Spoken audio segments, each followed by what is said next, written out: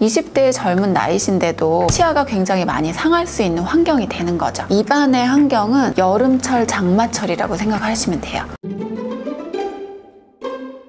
안녕하세요. 20년차 치과의사이자 15년째 치과를 운영하고 있는 치아쌤입니다. 가장 쉽게 말씀드리면 치아가 썩어서 부스러지는 증상이다 이렇게 생각을 하시면 되고요. 충치균이 설탕이나 당 성분을 먹고 그리고 산 성분을 내뿜어요. 쉽게 식초 생각하시면 되는데요. 시큼하고 뭔가를 부식시키는 염산, 황산, 식초 이런 게 다 산이잖아요. 그래서 그런 것처럼 세균들이 당을 섭취해서 본인의 배설물 또는 이제 부산물로서 산을 내뿜는 거죠.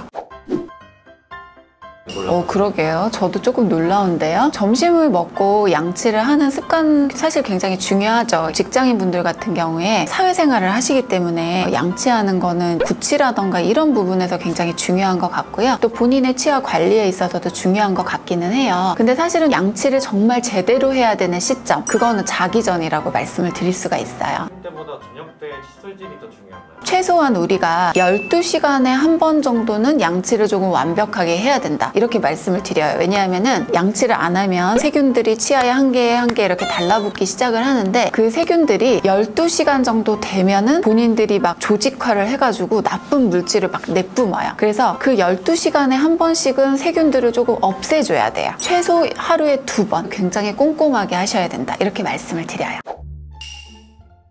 아무리 내가 저녁 식사를 하고 양치를 하셨어도 주무시기 전에 뭔가 음식을 먹었다면 잠자는 시간이 보통 한 6시간에서 8시간 정도 성인분들은 되기 때문에 그 시간 동안 치아가 굉장히 많이 상할 수 있는 환경이 되는 거죠. 쉽게 말씀드리면 입안의 환경은 여름철, 장마철이라고 생각하시면 돼요. 장마철에 음식물을 밖에다 내놓으시면 굉장히 잘 썩는다는 거 알고 계실 거예요. 근데 입안의 온도가 일단 36.5도고요. 거기 음식물이 있고 세균이 있으면 엄청 부패를 하겠죠. 그러면 구취도 생길 수 있고 또 세균들이 엄청 번식을 해서 치아나 잇몸에 손상을 주게 되겠죠. 그래서 자기 전에는 무조건 한다. 공식처럼 이렇게 생각해 주시면 될 것 같아요.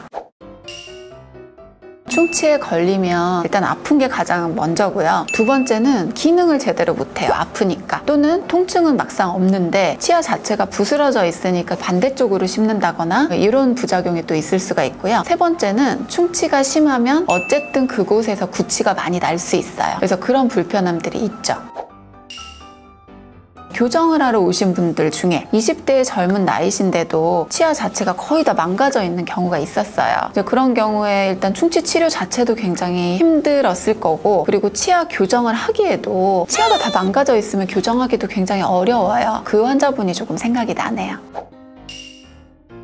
충치가 보통 시작이 될 때 여기 제일 바깥쪽 범낭질이라고 하는 곳부터 이렇게 시작이 돼요. 그래서 치아의 뼈대를 이루고 있는 이 상아질이라고 하는 곳까지 침범을 해서 제일 마지막으로 이 안쪽에 신경까지 침범을 해요. 그러면 이제 많은 부분이 충치가 생길수록 치아 자체가 부스러지고 망가지기 시작해요. 그래서 마지막에 치아 뿌리만 남게 되는 경우죠. 그러면 기능도 잃고 치아 자체가 계속 부서지기 때문에 망가지는 상태가 좀 지속된다고 보시면 될 것 같아요.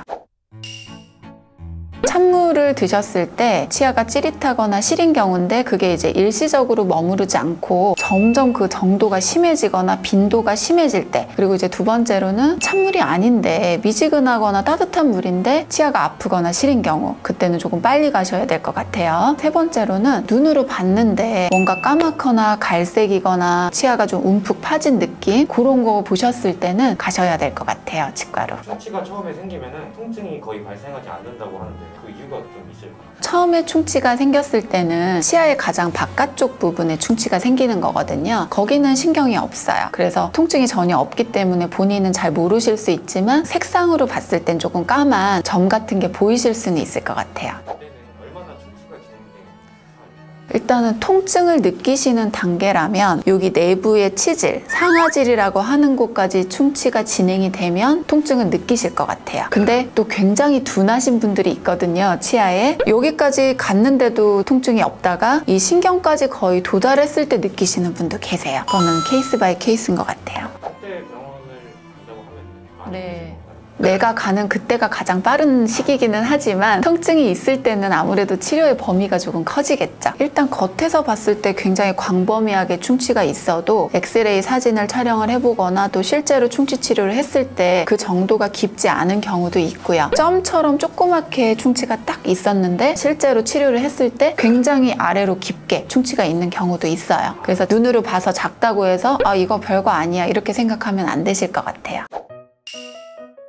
섬유질이 많은 과일이라던가 야채라던가 이제 이런 것들은 먹는 것만으로도 치아를 약간은 씻어주기 때문에 좋다고 저희가 말씀을 드리고요. 그렇지만 그런 음식을 드시고 양치를 안 해도 된다는 건 아니에요. 오해하시면 안 되고요. 네. 그리고 이제 요즘 이제 자일리톨이 또 충치를 예방한다 이렇게 또 알려져 있죠.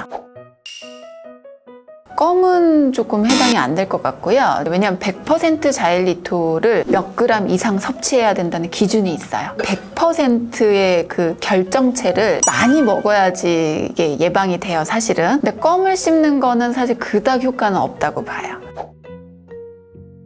치아에 좋은 음식을 많이 드시는데 양치를 잘 안 할 경우와 치아에 좋지 않은 음식을 많이 섭취하셔도 양치를 제대로 하시는 경우 이 두 가지를 비교해 보자면 그래도 양치를 잘 하시는 분이 더 관리가 잘 되지 않을까 싶어요. 제일 중요한 게 칫솔질, 치과 검진 같이 병행돼야 되는 거죠. 대부분의 분들이 충치를 굉장히 좀 가벼운 질환이라고 생각하시고 관리를 소홀히 하시는 경향이 있으신데요. 의외로 충치는 굉장히 무서운 질환이기도 해요. 앞으로는 관리 잘 하시고 정기적으로 치과를 꼭 방문하시길 추천드려요. 오늘 영상이 유익하셨다면 좋아요와 구독 부탁드릴게요.